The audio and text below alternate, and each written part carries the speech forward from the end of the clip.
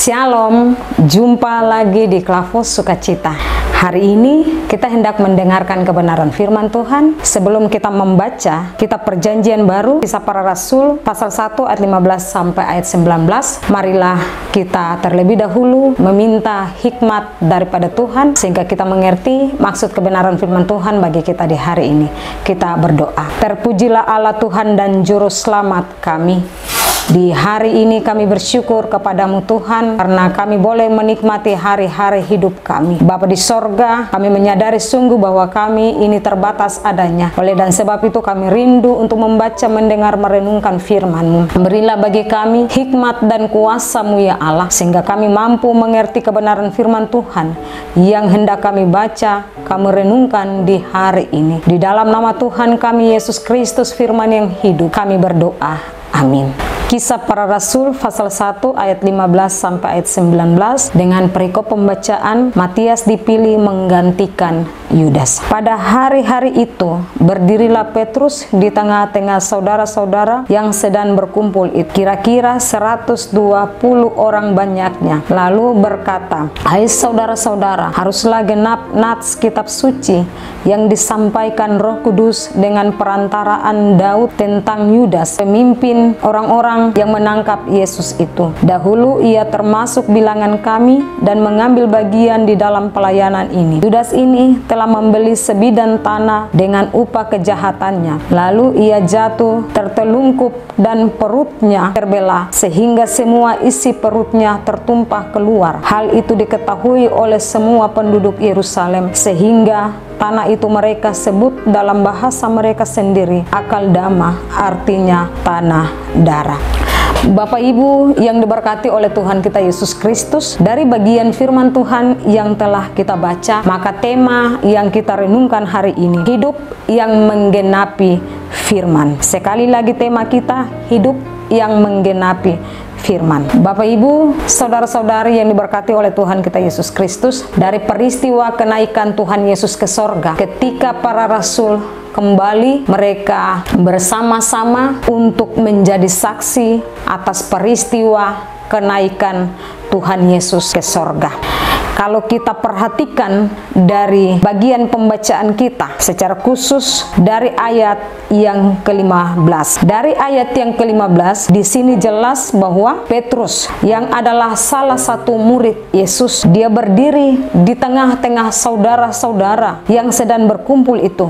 Kalau kita lihat dari bagian firman Tuhan ini dikatakan kira-kira jumlah mereka 120 orang banyaknya. Di sini Petrus berdiri dan mau bersaksi kepada mereka tentang kebenaran firman Allah. Sehingga Petrus mau katakan tentang firman Allah. Kalau kita lihat di ayat 16, terus katakan, "Hai saudara-saudara, haruslah genap nats kitab suci yang disampaikan Roh Kudus dengan perantaran Daud tentang Yudas, pemimpin orang-orang yang menangkap Yesus itu." Sebelum peristiwa ini terjadi, firman Tuhan sudah ada.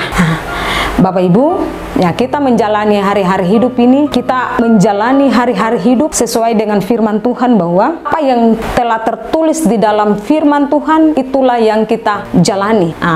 Seperti apa yang dijalani oleh para murid, di mana bahwa peristiwa Yudas menjual Yesus. Kita ingat kembali tentang peristiwa Yudas menjual Yesus. Paulus berdiri dan menyampaikan bahwa peristiwa itu terjadi supaya genaplah nats kitab suci yang disampaikan Roh Kudus dengan perantaran Daud tentang Yudas. Itu berarti bahwa terjadi pada perjanjian lama dan digenapi di perjanjian baru.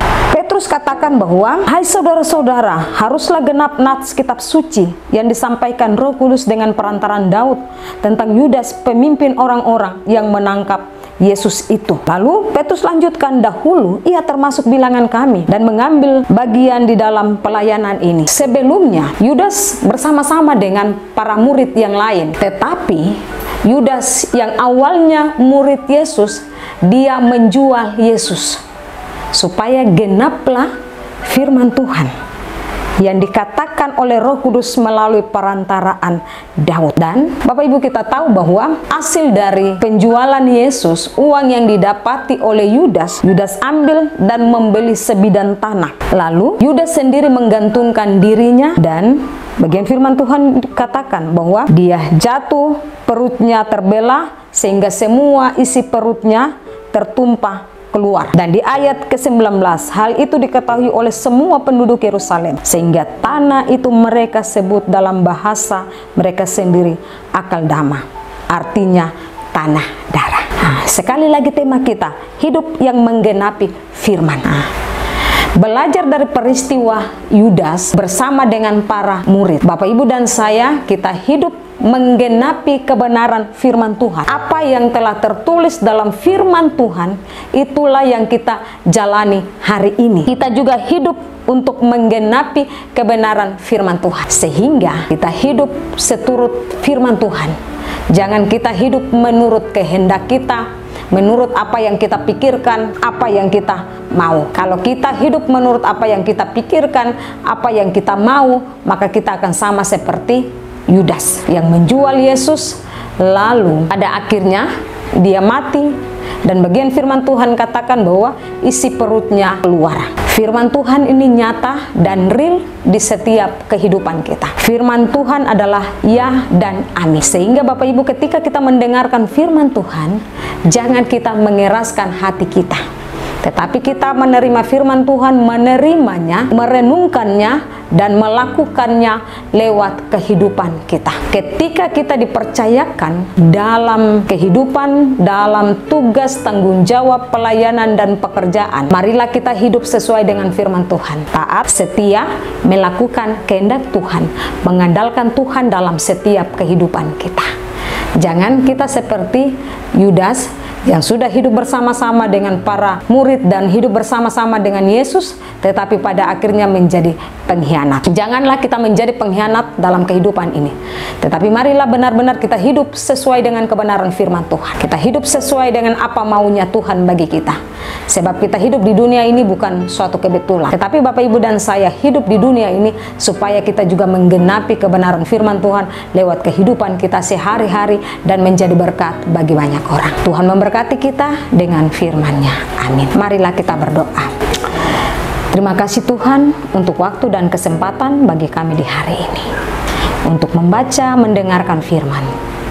Biarlah Roh Kudus bekerja di setiap kehidupan kami, sehingga kami mampu melakukan firman. Kami tidak menjadi pengkhianat sama seperti Yudas, tetapi kami juga menjadi saksi yang dapat menyaksikan kebenaran firman Tuhan di setiap kehidupan kami. Berkatilah kami dengan firman ya Tuhan. Setiap kami yang mendengarkan lewat channel Klavo Sukacita, Tuhan memberkati kami, sehingga kami juga mampu menjadi berkat bagi orang lain melalui sikap, hidup, kerja, dan pelayanan di mana kami ada dan berada. Kami juga mau taat, setia untuk melakukan kehendak. Jikalau tanpa kuasa-Mu, maka kami tidak mampu. Oleh dan sebab itu Tuhan, biarlah kuasa Allah menyertai di setiap kehidupan kami, sehingga kami mampu melakukan kebenaran firman. Biarlah hidup yang telah Tuhan percayakan bagi kami, kami hidup untuk menggenapi kebenaran firman Tuhan yang telah nyata dan real di setiap hidup kami. Di dalam nama Tuhan kami Yesus Kristus, kami berdoa. Amin. Shalom.